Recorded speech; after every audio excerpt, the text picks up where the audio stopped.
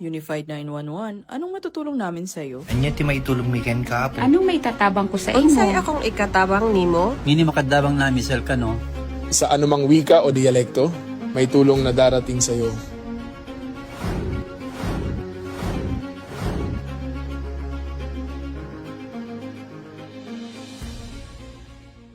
Lilingkod sa bawat Pilipino at magbibigay ng tamang impormasyon para sa tahimik at maayos na Pilipinas. Police News Network, alagad ng batas, tagapagtaguyod ng balitang pulis, sandigan ng mamamayan, patnubay ng katotohanan.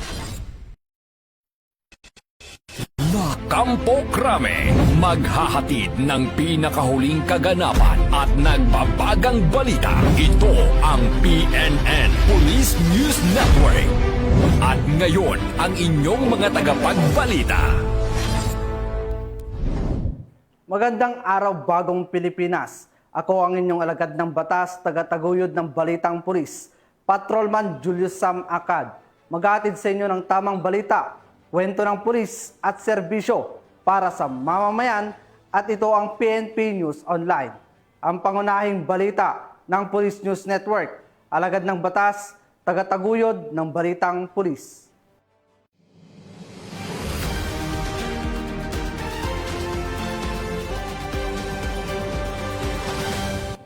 Narito ang mga balitang dapat niyong abangan. Suspect sa pamamaril sa Calatagan, Batangas, arestado ng kapulisan. Dating Communist Terrorist Group supporter sumuko sa Zamboanga, Sibugay. At 4 na milyong pisong halaga ng marijuana nasamsam sa Siargao del Norte, suspect arestado.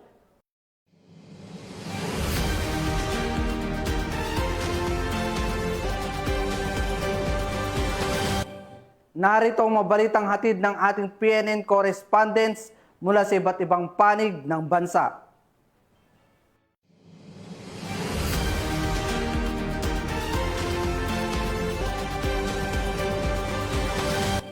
Simulan natin ang balita mula sa bahagi ng Luzon.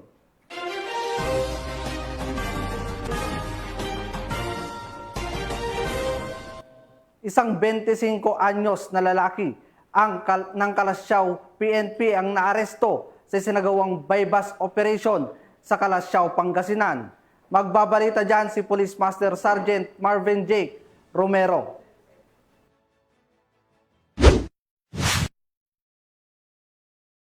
Naresto ng mga otoridad ang isang lalaki matapos ang matagumpay na bypass operation sa barangay San Miguel, Kalasyaw, Pangasinan.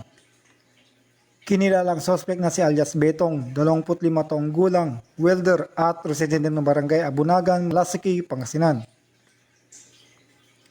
Ayon sa ulat ng Kalasyaw PNP, nahuli ang suspect matapos nitong ibenta sa isang pusher buyer ang isang heat-sealed na sachet na naglalaman ng pinaghihinalang shabu. Sa sinagawang body search na samsam mula sa suspect ay iba pang ebidensya kabilang isang 500 pesos buy-bus money, 7 1,000 bill budol money, at 2 1,000 bill budol money na may particular na serial numbers. Tinatayang nasa 5 gramo at 29 na sentigramo ang kabuang bigat ng nakumpiskang droga na may Arestado ng Bataan PNP ang top 1 most wanted person municipal level na nakasuhan ng frustrated murder sa sinagawang manhunt operation sa Pilar, Bataan.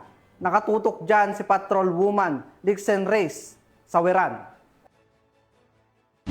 Tagumpay ng aresto ng Bataan PNP ang top 1 most wanted person municipal level na nakasuhan ng frustrated murders sa isinagawang manhunt operation sa Pilar, Bataan. Ang operasyon ay pinangunahan ng Bagak Municipal Police Station, katuwang ang Regional Mobile Force Battalion 3 at Bataan 2nd Provincial Mobile Force Company sa ilalim ng pamumuno ni Police Colonel Marites A. Salvadora, Provincial Director ng Bataan Police Provincial Office. Kinilala ang suspect bilang si alias Matthew, 57 anyos at residente ng Barangay Langkaan 1, Dasmariñas City, Cavite. Naaresto ang akusado sa bisa ng alias warrant of arrest para sa kasong frustrated murder na may inirekomendang piyansang nagkakahalaga ng 200,000 pesos. Agad na ipinalam sa suspect ang kanyang mga karapatang konstitusyonal at kasalukuyang sinasagawa ang wastong dokumentasyon. Nananatiling matatag ang Bataan PNP sa kanilang kampanya laban sa kriminalidad upang mapanatili ang kapayapaan at kaayusan sa lalawigan. Mula dito sa Police Regional Office 3, ako ang inyong PNN Correspondent, Patrolwoman Lixin Reyes A. Saweran, alagad ng batas, tagataguyod ng Balitang Pulis. Maraming salamat, Patrolwoman Saweran. Matagumpay na naaresto ng mga tauhan ng Batangas Police ang suspect sa pamamaril na naganap sa bayan ng Calatagan, Batangas. Patrolwoman JV Marie Pamoso sa report. Tagumpay na naaresto ng Batangas Police ang isa sa mga sospek sa pamamaril sa Barangay Balibago, Calatagan, Batangas. Batay sa investigasyon, ang biktima na si alias Michael ay binaril ng dalawang hindi pa nakikilalang sospek habang sakay ng motorsiklo. Sa dami ng tinamong tama ng bala, agad itong nasawi at bumangga sa konkretong harang sa kalsada. Sa tuloy-tuloy na follow-up operation, natukoy ang isa sa mga sospek na si alias JP. Na-recover din ang motorsiklong kanyang ginamit na kalaunan ay inabandona malapit sa isang bahay sa Balayan, Batangas. Naging malaking tulong sa kaso ang kuha mula sa CCTV at sinumpaang salaysay ng isang saksi. Dahilan upang matunton ng mga otoridad ang tirahan ng sospek sa Barangay Hukay, Calatagan kung saan siya ay naaresto. Patuloy naman ang operasyon upang maaresto ang ikalawang sospek at matukoy ang motibo sa likod ng pamamaril. Ayon kay Police Colonel Giovanni Emerick A. Cibalo, Acting Provincial Director ng Batangas PPO, pinupuri niya ang mabilis na pagtutulungan ng mga unit ng pulisya at hinimok ang publiko na makipag-ugnayan sa Calatagan MPS para sa anumang impormasyon kaugnay sa ikalawang sospek. Dagdag pa niya, hindi titigil ang kapulisan hanggat hindi napapanagot ang lahat ng may mga kinalaman sa krimen. Mula dito sa Calabarzon, ako ang inyong Police News Network Correspondent, Patrolwoman Jevie Marie Famoso, alagad ng batas, tagataguyod ng Balitang Pulis. Maraming salamat, Patrolwoman Famoso.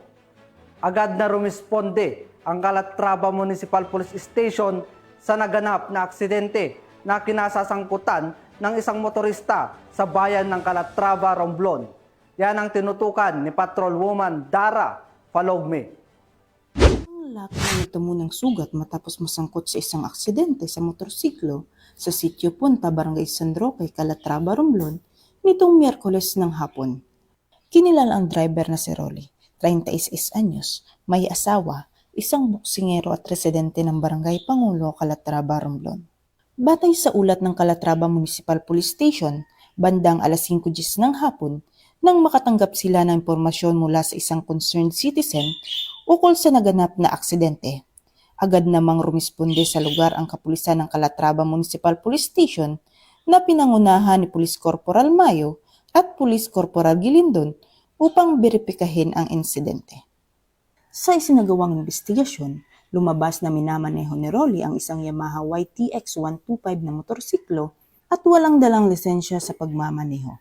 Habang binabaybay ang National Road patungong San Andres, biglang dumulas ang harapang gulong ng motorsiklo dahilan upang mawalan siya ng kontrol at tumama ang kanyang ulo sa konkretong harang sa gilid ng kalsada. Agad na nilapitan ng rumisponding pulis ang biktima upang bigyan ng paunang lunas. Hindi nagdalawang isip ang isang pulis na alisin ang kanyang suot na uniforme at gamitin ito bilang pantakip sa ulo ng biktima upang matigil ang pagdurugo. Isa itong makabuluhang halimbawa ng malasakit at kabayanihan na sa likod ng uniforme ay puso ring handang tumulong, mag-alay at magsakripisyo para sa kapakanan ng kapwa. Pagdating po namin doon sa nangyarihan ng insidente, malubha po ang sugat ng biktima. Agad ko pong hinubad ang aking uniforme para magamit ko po ang inner shirt ko o yung aking puting t-shirt at agad ko pong nilapat sa sugat ng biktima para maibisan man lang ang pagdurugo ng kanyang sugat. Sa mga motorista po, lalo lang pong ngayong maulan, Mag-ingat po tayo at magdahan-dahan sa pagmamaneho. Sumunod po tayo sa batas trapiko at lagi pong sumuot ng helmet. Sa mga individual naman po na nakakakita ng mga aksidentes po sa daan, ay maaari po silang agarang tumawag po sa 911 o sa ambulansya po ng kanilang munisipyo para po sa agarang lunas. Mula dito sa home of the Police Eco Warriors, Calapan City, Oriental, Mindoro, ako ang inyong PNN correspondent, Patrolwoman Dara Falogme, alagad ng batas, tagataguyod ng balitang pulis. Maraming salamat, Patrolwoman Falogme. Mahigit 100,000 pisong halaga ng hininalang shabu ang nakumpiska ng mga operatiba ng Daraga PNP sa kinasang bypass operation sa Daraga Albay. Patrolwoman Geraldel Lorterte sa report. Isang hinihinalang tulak ng ipinagbabawal na gamot ang naaresto sa matagumpay na isinagawang bypass operation ng mga operatiba ng Daraga Municipal Police Station sa pangunguna ni Police Lieutenant Colonel Edgar E. Azotea, COP, katuwang ang Philippine Drug Enforcement Agency Region 5 noong Setyembre 9 taong kasalukuyan sa Barangay Tagas, Daraga, Albay. Nasamsam mula sa sospek ang 4 na peraso ng heat-sealed transparent plastic sachets na naglalaman ng hinihinalang shabu na tinatayang nagkakahalaga ng humigit kumulang 102,000 pesos sa street value. Sa kasalukuyan, nasa kustudiya na ng Daraga PNP ang suspect at mahaharap sa kasong paglabag sa Sections 5 at 11 ng Article 2 ng Republic Act 9165 o ang Comprehensive Dangerous Drugs Act of 2002. Patuloy ang pinaigting na kampanya ng Daraga PNP laban sa iligal na droga sa layuning matukoy, matunton at mahuli ang mga sangkot sa iligal na gawain sa nasabing bayan. Layo ng pulisya na tuluyang masugpo ang kriminalidad at makamit ang isang mapayapa at ligtas na pamayanan na malaya sa iligal na droga. Mula dito sa Legazpi City, Albay, ako ang inyong PNN correspondent, Patrolwoman Geraldel Lorterte, alagad ng batas, tagataguyod ng balitang pulis. Maraming salamat, Patrolwoman Lorterte. Naaresto ng mga operatiba ng Criminal Investigation and Detection Group, Cordillera, ang isang lalaki sa bisa ng search warrant na isinilbi sa Lagawe, Ifugao. Police Master Sergeant J. Ford Junicio sa balita.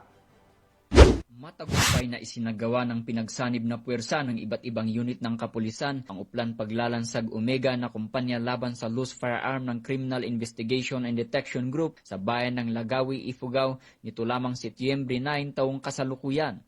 Target ng operasyon ng isang lalaki na nasa 8 taong gulang, may asawa at katutubo ng Banawi, Ifugao. Pinangunahan ng Criminal Investigation and Detection Group, Ifugao Provincial Field Unit, ang operasyon katuwang ang Lagawi Municipal Police Station, Regional Intelligence Unit 14, 115th Special Action Company, 11th Special Action Battalion, 1st Ifugao Provincial Mobile Force Company, Regional Mobile Force Battalion 15 o 1st Mobile Company at Ifugao Provincial Intelligence Unit. Ipinatupad nila ang isang search warrant para sa paglabag sa Republic Act 10591 o ang Comprehensive Firearms and Ammunition Regulation Act na inilabas ng RTC Branch 14, Lagawi, Ifugao na nagresulta sa pagkakumpiska ng mga sumusunod na ebidensya. Isang unit caliber 32 Astra na may serial number J6487, isang piraso ng magazine para sa caliber 32 Astra, 5 pirasong live ammunition ng caliber 32, isang holster at isang itim na sling bag. Idinaos ang paghahalughog sa maayos at legal na pamamaraan sa presensya ng mga opisyal ng barangay, sina Kagawad Harry B. Nangligan at Kagawad Rudy D. Anselmo, kapwa residente ng barangay Kudug, Lagawi, Ifugao. Ang operasyon ay patunay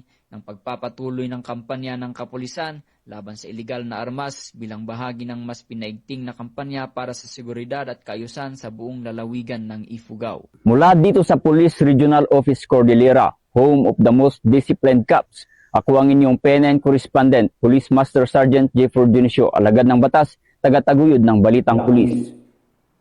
Maraming salamat, Master Sergeant Junicio. Para sa ating weather update ngayong araw, ayon sa Pag-asa, ang Easterlies ay kasalukuyang nakakaapekto sa Luzon at Visayas. Para sa Bicol Region, Aurora, Quezon at Marinduque, asahan ang maulap na papawirin na may kalat-kalat na pag-ulan at pagkidlat pagkulog dulot ng Easterlies. Posible ang flash floods at landslide na lalos na kapag may katamtaman hanggang malakas na pagbuhos ng ulan. Sa Metro Manila, Visayas at iba pang bahagi ng Luzon, magiging bahagyang maulap hanggang maulap ang kalangitan na may pulo-pulong pag-ulan o pagkidlat, pagkulog. Babala rin sa posibleng biglaang pagbaha o pagguho ng lupa tuwing may malalakas na thunderstorm.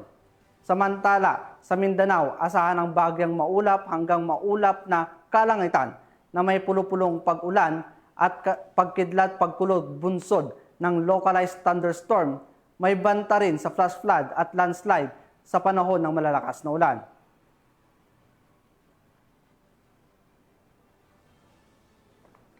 Tunghayan naman natin ang mga balita mula sa Visayas.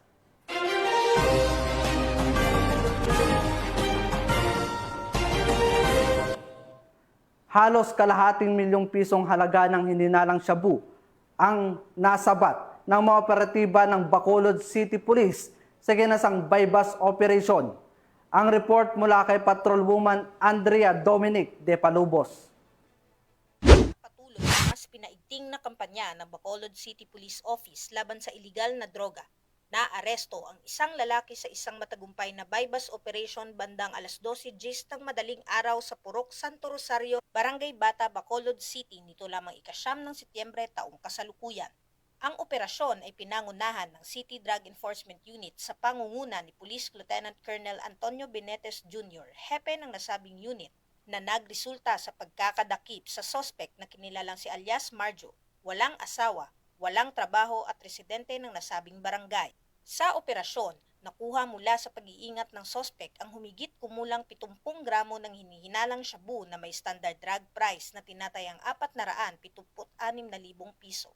Kasalukuyang nasa kustodiya na ng pulisya ang sospek para sa tamang disposisyon at haharap sa kasong paglabag sa RA 9165 o ang Comprehensive Dangerous Drugs Act of 2002. Layunin ng kapulisan sa Bacolod City na sugpuin ang paglaganap ng iligal na droga sa lungsod at mapanatili ang seguridad ng mamamayan. Nananawagan ang Philippine National Police sa komunidad na makiisa at makipagtulungan sa pamamagitan ng pag-uulat ng anumang iligal na aktibidad upang mapanatili ang kapayapaan at kaligtasan ng komunidad. Sa bawat ulat na ginagawa ng mamamayan, isang hakbang ito patungo sa mas ligtas na kinabukasan at itaguyod ang isang bayang payapa, maunlad at ligtas para sa susunod na henerasyon. Mula dito sa Western Visayas, ako ang inyong Police News Network Correspondent, Patrolwoman Andrea Dominic de Palobos, alagad ng batas, tagataguyod ng balitang pulis. Maraming salamat, Patrolwoman de Palobos. Hawak na ng otoridad ang isang lalaking helper matapos maaresto ng Carmen PNP dahil sa kaso nitong murder sa Carmen, Bohol. Yan ang tinutukan ni Patrolwoman Flora May Asares. Estado ng kapulisan ng Carmen ang isang truck cargo helper na may kasong murder at frustrated murder sa Barangay Poblacion, Carmen, Cebu, noong 9 ng Setyembre ng taong kasalukuyan. Kinilala ni Police Major Jude Cibrero, officer in charge ng Carmen Municipal Police Station, Cebu Police Provincial Office, ang suspect na si alias Armando, 49 anyos, na residente ng Barangay Ipil, Carmen, Cebu. Ang suspect ay naaresto sa bisa ng warrant of arrest para sa kasong murder na walang rekomendadong piyansa at frustrated murder na may 200,000 pesos na rekomendadong piyansa. Ang nasabing warrant ay inisyu ni Honorable Sylvia Aguirre Padiranga, presiding judge ng RTC Branch 25 Danau City, Cebu. Kasulukuyang nasa kustodiya ng Carmen MPS ang suspect para sa dokumentasyon at tamang disposisyon.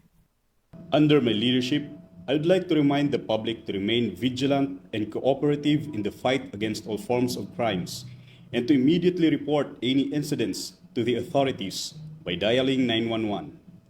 Together, we can keep our community safe and peaceful.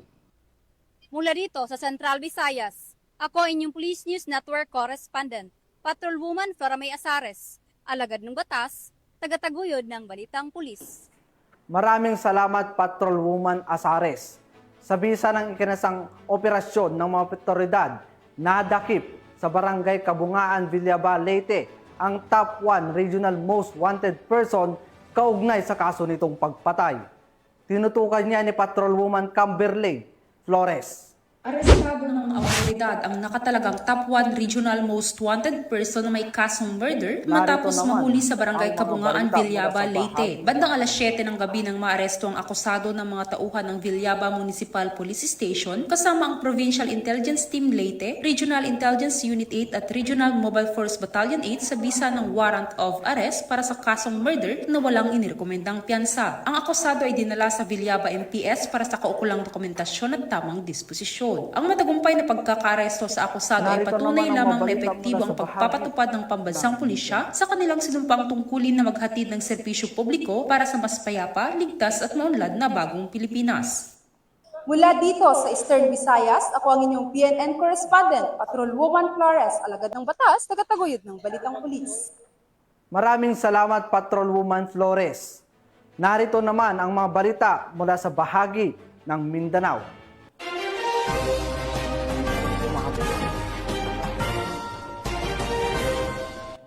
Umabot sa mahigit 4 na milyong pisong halaga ng hininalang marijuana ang nasamsam ng mga otoridad mula sa isang individual sa kinasang operasyon sa General Luna, Surigao del Norte. Yan ang tinutukan ni Patrolwoman Nicole Villanueva.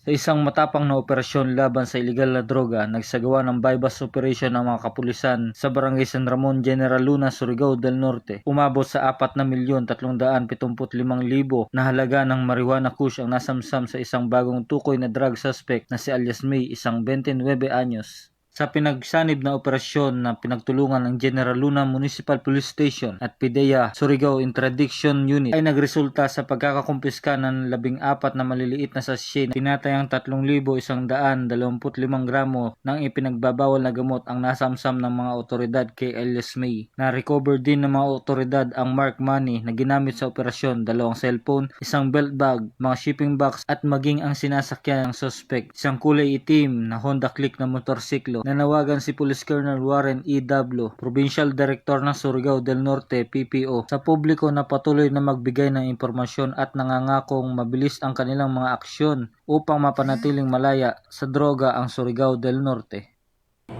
I would like to congratulate sa katong mga tao na nagtabang sa MUA na naghatag ng impormasyon para madakpan ng mula dito sa RPW 13, ako yung Police News Network Correspondent, Patrolwoman Nicole Villanueva, alagad ng batas, tagataguyod ng Balitang Pulis. Maraming salamat, Patrolman Villanueva. Tinatayang 3.4 milyong pisong halaga ng hinanalang shabu ang nasabat sa kinasang joint bypass operation ng PNP at PIDEA Barn sa Lanao del Sur. Patrolwoman Veronica Laggi sa report. Nasabat ang 3.4 milyong halaga ng hinihinalang shabu mula sa naarestong high-value target sa isinagawang PNP at PIDEA Barn bypass operation sa Barangay Poblasyon sa Giran, Lanao del Sur nito lamang ika-9 ng Setyembre taong kasalukuyan. Kinilala ni PIDEA Barn Director Gil Cesario Castro ang naarestong suspect na si alias Arman, 32 anyos. Naging matagumpay ang operasyon dahil sa pinagsanib pwersa ng Philippine Drug Enforcement Agency Lanao del Sur Provincial Office, 4th Mechanized Infantry Battalion sa Giran Municipal Police Station at may koordinasyon ng Municipal Anti-Drug Abuse Council na nagresulta sa pagkakaaresto ng suspect at pagkakasabat ng mga kaukulang ebidensya. Nasamsam sa operasyon ang 5 knot-tied transparent plastic bags na naglalaman ng hinihinalang shabu na may timbang na humigit kumulang 500 gramo at nagkakahalagang 3,400,000 pesos, isang cellphone, isang wallet, isang identification card, isang belt bag, bypass money at isang dark gray Toyota. Kasalukuyang nasa kustodiya na ng PIDEA Regional Jail Facility ang suspect habang hinihintay ang inquest proceeding para sa kasong paglabag sa Section 5 ng Article 2 ng Republic Act 9165 o Comprehensive Dangerous Drugs Act of 2002. Ang operasyon na ito ay patunay na pinaigting ng kampanya kontra iligal na droga at matibay na pagtutulungan ng mga ahensyang nagpapatupad ng batas para sa kapayapaan sa rehiyon ng Bangsamoro. Mula rito sa rehiyon ng Bangsamoro, ako ang inyong Police News Network Correspondent, Patrolwoman Veronica Laggi, alagad ng batas, tagataguyod ng Balitang Pulis. Dating taga-suporta ng Communist Terrorist Group ang voluntaryong sumuko sa mga kapulisan sa Zamboanga, Sibugay. Ang balita mula kay Patrolwoman Amy Jean Cortez. Isang dating miyembro ng Communist Terrorist Group supporter ang voluntaryong sumuko sa mga otoridad dakong alas 12:30 ng tanghali nito lamang ika-10 ng Setyembre taong kasalukuyan sa Barangay Sandayong, Naga, Zamboanga, Sibugay. Kinilala ang sumuko na si alias Leo, 61 anyos, may asawa, magsasaka at residente ng Puro 4 ng naturang barangay. Napag-alaman na siya ay dating Unit Militia CTG, Mass Courier and Supporter sa ilalim ng Dismantled Guerrilla Front Feliciano A, Western Mindanao Regional Party Committee. Ayon sa ulat, matagal nang naging kontak si alias Leo nang yumaong na si Leonido Nabong alias Baste kung saan siya ang naatasang bumili at maghatid ng pagkain at gamot para sa grupo noong ito ay aktibo pa.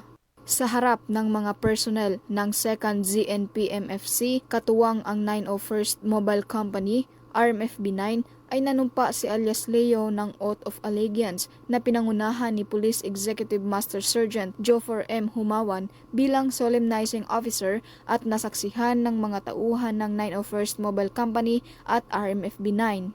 Matapos ang isinagawang custodial debriefing, ligtas at maayos na nailabas si alias Leo at naibalik sa kanyang pamilya sa mabuting kalagayan. Layunin ng PNP sa ganitong operasyon ang hikayatin ang mga dating kasapi at taga-suporta ng teroristang grupo na talikuran ang maling ideolohiya at magbagong buhay bilang kapaki-pakinabang na mamamayan upang higit na mapalakas ang kapayapaan at kayusan sa mga pamayanan.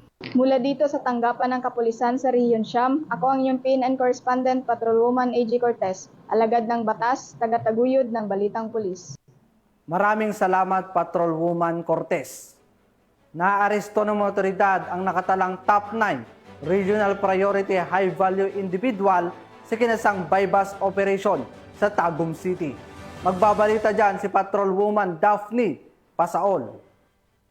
Tagumpay na bypass operation ang sinagawa ng mga otoridad na nagresulta sa pagkakaaresto ng isang high-value individual na kilala sa alias na boss na nakalista bilang top 9 sa Regional Priority 10 high-value individual. Nito lamang Setyembre 10 sa Purok Tindalong, Barangay Magukpo, Poblasyon, Tagum City. Si Boss, 28 anyos at residente ng Purok Pagkakaisa-Misa District, Barangay West, Tagum City, ay naaktuhang may dala at nagbebenta ng hinihinalang shabu na may kabuuang bigat na 54 grams at may standard drug price na 367,200 pesos.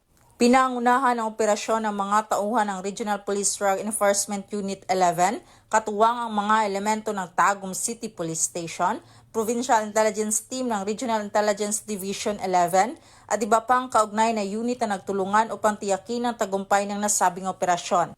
Kasalukuyan nakabinbin na ang kaso ng akusado para sa paglabag sa Republic Act 9165 o Comprehensive Dangerous Drugs Act of 2002. Sa kabila ng mga hamon na nanatiling matatag ang kampanya ng pambansang pulisya laban sa droga upang masiguro ang kaligtasan at kapayapaan ng bawat mamamayan.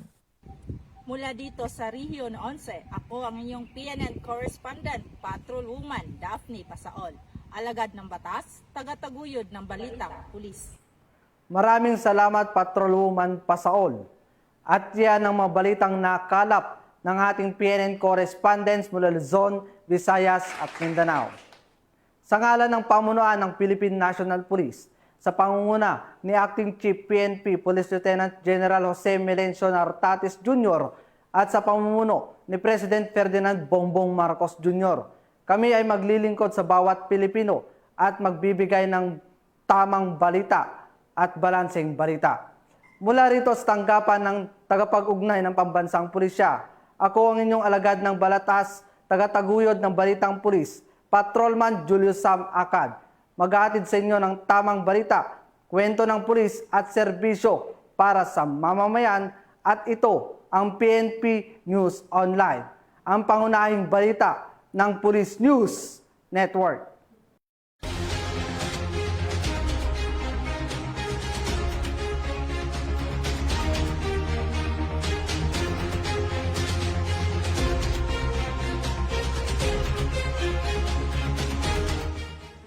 Police News Network, alagad ng batas, tagapagtaguyod ng balitang pulis.